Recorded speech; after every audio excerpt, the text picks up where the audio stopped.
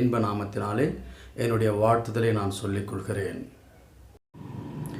இன்று நாம் பார்க்க இருக்கிற பகுதி யோசுவா 23ஆம் அதிகாரம். கர்த்தர் இஸ்ரவேலரை சுற்றிலும் இருந்த எல்லா அந்நிய ஜனங்களையும் அவர்களுடைய சத்துருக்களையும் அவர்களோடு யுத்தம் பண்ணி ஜெயம் கொண்ட பின்பு 12 கோத்திரத்திற்கும் நிலங்களை பங்கிட்டு கொடுத்து யுத்தமில்லாமல் சமாதானம் ஆன பின்பு அநேக நாட்கள் சென்றடைந்த காலங்களிலே யோசுவா தன்னுடைய முதிர்வடைந்து வயதாகிறார். அந்த வயதிலே இஸ்ரவேல் ஜனங்களில் உள்ள மூப்பர்கள், தலைவர்களையும் நியாயாதிபதிகளையும் அதிபதிகளையும் மற்றும் எல்லாரையும் அழைப்பித்து, எனக்கு வயது முதிர்வடைந்து விட்டது, ஆகவே உங்களிடம் நான் சொல்ல வேண்டிய காரியம் உள்ளது என்று சொல்லி அவர்கள் அனைவரையும் அழைத்து அவர் பேசுகிறதாவது, உங்கள் தேவனாகிய கர்த்தர் உங்களுக்கு உங்கள் கண்களுக்கு முன்பதாக உங்கள் அந்நியர்களுக்கு கர்த்தர் செய்தவைகளை பார்த்தீர்கள். உங்கள் தேவனாகிய கர்த்தர் தாமே உங்களுக்காக யுத்தம். நன்றாக கவனியுங்கள். யோர்தான் நதியை கடந்து வந்தது முதல் என்னை கொண்டு உங்களை வழிநடத்த தேவன் நம்மோடு இருந்து எரிகோ பட்டணத்தை நிர்மூலமாக்கி ஆயி பட்டணத்தை தொடர்ந்து மேற்கிலுள்ள பெரிய சமுத்திரம் மட்டுமல்லாமல் இன்னும் மீதியாய் இருக்கிற சகல தேசத்தையும் சீட்டு போட்டு உங்களுக்கு உங்கள் கோத்திரங்களுக்கும் தக்கதாக சுதந்திரமாய் பங்கிட்டு கொடுத்தேன். தேவனாகிய கர்த்தர் உங்களுக்கு சொன்னபடியே நீங்கள் அவருடைய தேசத்தை சுதந்திரிக்க அந்நியர்களை அவர்கள் இடத்திலிருந்து துரத்தி நிர்மூலமாக்கி உங்களுக்கு முன்பதாக அகற்றி போடுவார்.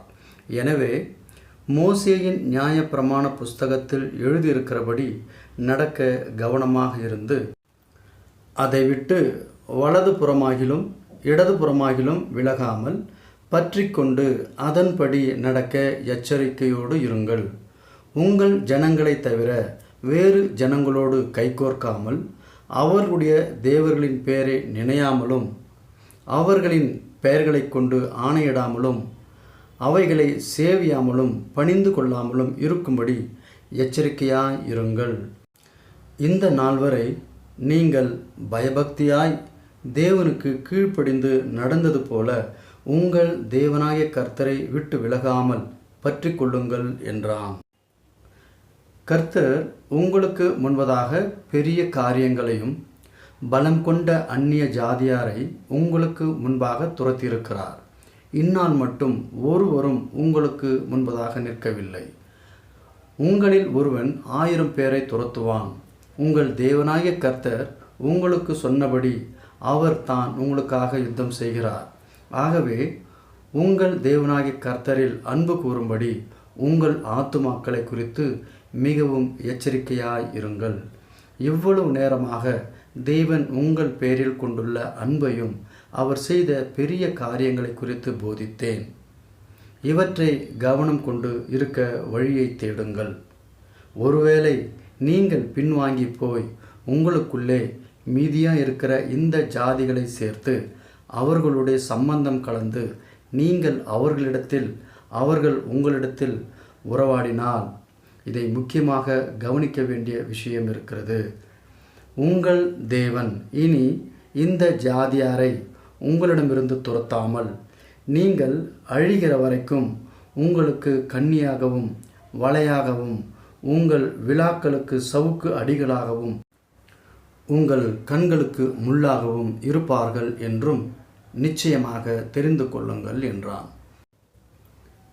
இஸ்ரவேலர்களே, கவனியுங்கள். இன்று நான் பூலோகத்தார் எல்லோரும் போகிற வழியிலே போகிறேன். நான் மரணம் அடையப் போகிறேன் என்பதை இஸ்ரவேலர் ஜனங்களுக்கு அறிவிக்கிறார். தேவனாகிய கர்த்தர் உங்களுக்காக சொன்ன நல்வார்த்தைகள் எல்லாவற்றையும் செய்தார். ஒன்றையும் தவறி போகவில்லை என்றும் உங்கள் முழு இருதயத்தாலும் உங்கள் முழு ஆத்மாவால் அறிந்து இருக்கிறீர்கள். அவைகள் எல்லாம் உங்களுக்கு நிறைவேறிற்று. அவைகளில் ஒன்றையும் தேவன் தவற விடவில்லை. ஒருவேளை நீங்கள் கர்த்தருடைய கட்டளைகளை மீறும் காலத்தில் அந்நிய தேவர்களை பணிந்து வணங்கினால் தேவன் உங்களுக்கு கொடுத்த தேசத்திலிருந்து அழிக்கும் மட்டும் உங்கள் மேல் சகல தீமையான காரியங்களை வரப்பண்ணுவார். கர்த்தருடைய கோபம் உங்கள் மேல் பற்றி எரியும். கர்த்தர் உங்களுக்கு கொடுத்த தேசத்திலிருந்து நீங்கள் சீக்கிரமாய் அழிந்து போவீர்கள் என்றான். யோசுவா 24ஆம் அதிகாரம். விசுவாசத்திற்கான யோசுவாவின் அழைப்பு. முழு தேசத்திற்கும் யோசுவா தன்னுடைய இறுதி உரையை நிகழ்த்துவதற்கு இஸ்ரவேலர்களை சீகேமிற்கு வரும்படி அழைக்கிறார். பாகால் வணக்க சூழலில் இருந்த ஆபிரகாமை கர்த்தர் அழைத்ததை யோசுவா ஞாபகப்படுத்துகிறார். கர்த்தர் ஈசாக்கு, யாக்கோபு, ஏசா என்பவர்களுக்கு பாதுகாப்பாகவும் இருந்தார். எகிப்திலே இருந்த இஸ்ரவேலர்களை மீட்பதற்கு மோசேயையும் ஆரோனையும் கர்த்தர் அனுப்பினார். கர்த்தர் அவர்களை செங்கடலை பிளந்து காப்பாற்றினார். யோர்தான் கரையில் அம்மோனியர்களுக்கு எதிராக யுத்தம் செய்தார். அத்துடன் பீலேயாம் சபிக்க வந்தபோது அதனை தடை செய்து ஆசீர்வாதமாகவும் மாற்றினார். நீங்கள் பண்படுத்தாத தேசத்தையும் நீங்கள் கட்டாத பட்டணங்களையும் உங்களுக்கு கொடுத்தார். அவைகளில் குடியேறியிருக்கிறீர்கள். நீங்கள் நடாத திராட்சை தோட்டத்தின் பலனை, ஒலிவத் தோப்புகளின் பலனையும் புசிக்க கொடுத்தார்.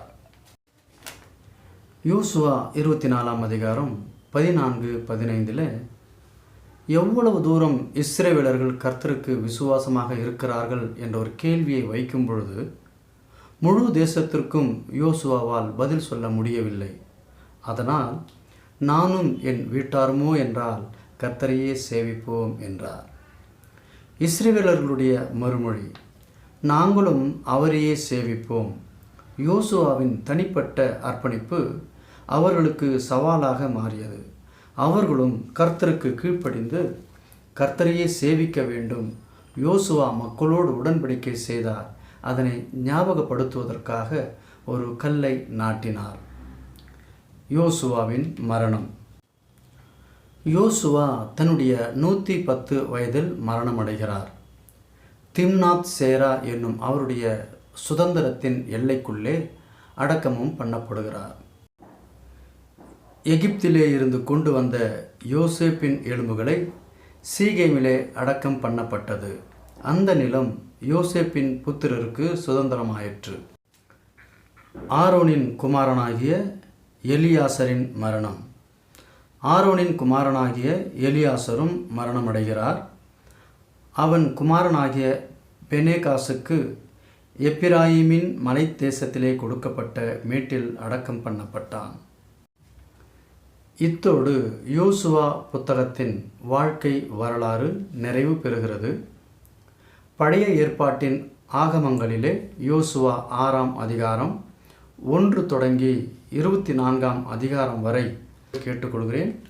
இந்த பதிவுகள் நாம் கர்த்தருடைய வேத வசனத்தை அறிந்து கொள்ளும்படியாகவும் புரிந்து கொள்ளும்படியாக என்னுடைய சிறிய முயற்சிற்கு இத்தனை அன்பு நேயர்கள் பார்த்து இதை கேட்டு ரசித்த புரிந்து கொண்ட உங்கள் ஒவ்வொருவரையும் தேவன் தாமே நம்மோடு இருந்து நம்மை வழிநடத்தி ஆசீர்வதிப்பாராக என்று